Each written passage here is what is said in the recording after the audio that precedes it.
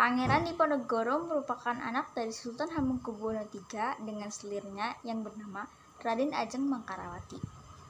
Karena banyaknya budaya barat yang masuk ke Indonesia, Pangeran Diponegoro tak bisa hanya tinggal diam saja melihat dominasi Belanda yang sangat kejam. Hingga tahun 1823, Joker Anthony Hendrik Smithard yang sangat membenci dan anti terhadap Pangeran Diponegoro diangkat sebagai presiden di Yogyakarta. Pada 1825, Smithard berencana membangun sebuah jalan dan menyuruh pasukannya untuk memasang pancang atau patok yang sengaja melewati tanah makam leluhur milik Pangeran Diponegoro. Pangeran Diponegoro yang mengetahui hal itu memerintahkan rakyatnya untuk mencabut patok-patok tersebut. Namun, Smithard kembali memasang patok-patok tersebut dan dijaga oleh pasukan Macanan. Patok-patok tersebut kembali dicabut oleh rakyat perintah Pangeran Diponegoro dan diganti dengan tombak.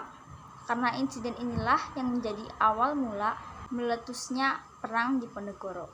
Pada 20 Juli 1825, Belanda mengepung kediaman Pangeran Diponegoro di Tegalreja. Rakyat Tegalreja membawa senjata dan menyatakan dukungan terhadap Pangeran Diponegoro. Setelah itu, Diponegoro dan pengikutnya mundur ke daerah Bulat Selarang. Diponegoro bukanlah pemimpin yang individualis.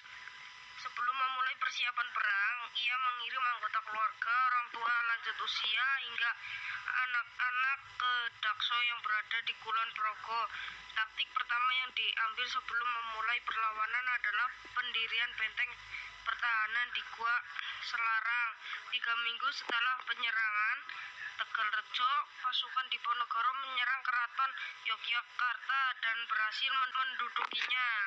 Keberhasilan ini kemudian disusul dengan kemenangan di beberapa daerah seperti Banyumas, Kedung, Pekalongan, Semarang, dan Rembang. Kemudian ke arah timur mencapai Madiun, Magetan, Kediri, dan sekitarnya. Selain itu, semua kekuatan dari rakyat, bangsawan, dan ulama bersatu untuk melawan kekejaman Belanda. Selama perang, Pangeran Diponegoro menerapkan strategi berperang gerilya dan perang atrisi.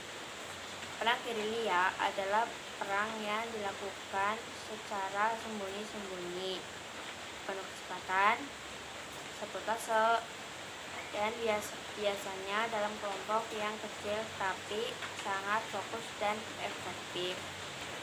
Menghadapi perlawanan Diponegoro yang terus meluas, Jenderal de Kock sebagai pemimpin perang Belanda memutuskan untuk mengubah strategi, yaitu dengan sistem benteng stelsel.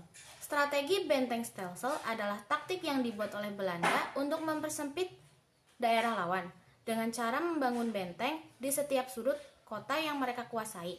Dengan strategi ini, perlawanan Diponegoro di berbagai tempat berhasil dilumpuhkan oleh Belanda, hingga ruang geraknya menjadi semakin sempit.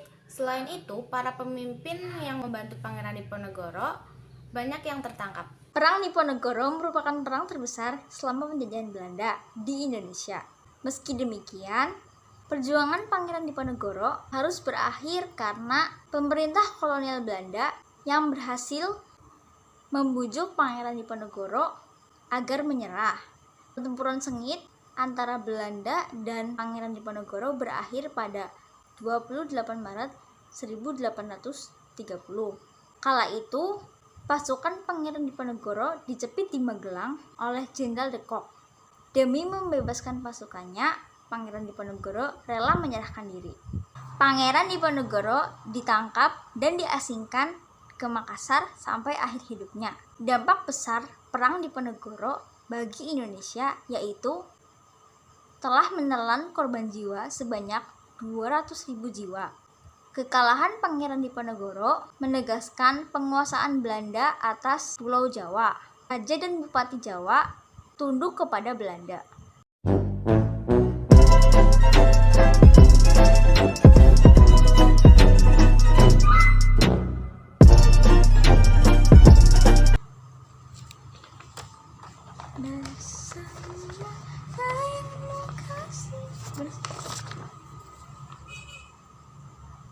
3, 2, 1,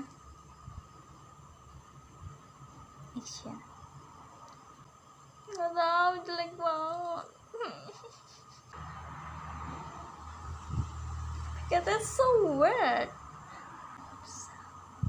Bayanganmu kasih bersama bayanganmu. Nggak tahu.